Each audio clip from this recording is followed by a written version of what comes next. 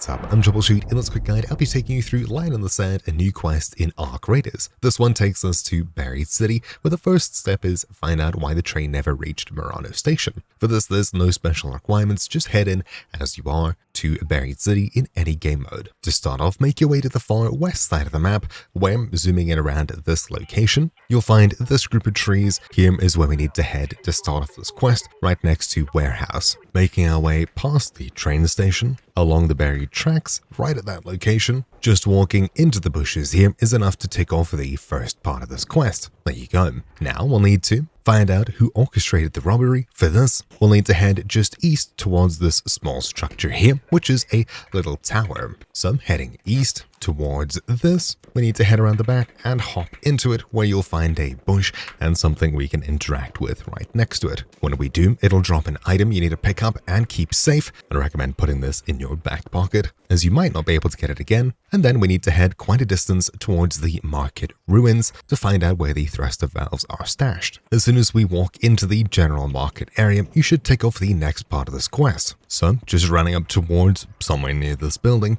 you can see the next part is ticked off. Then finally, we'll need to search the basement of the nearby merchant's apartment, and this one is actually a spawn location that you can appear at, which should be right over here. So straight to the northeast along this pathway. As this is a spawn, if you're coming here super early game, just be aware of that. Once we run up to this building, make your way inside and towards the elevator over here, where we can then head down into the basement. And just inside to your right, you'll find a pile of boxes where we can take a photo and tick off the last part of this quest. As we've done everything in one go, all we need to do is return and hand it in. And that's it. Getting back, we're able to hand in the quest and get our rewards. So hopefully you found this video useful. Thank you for watching.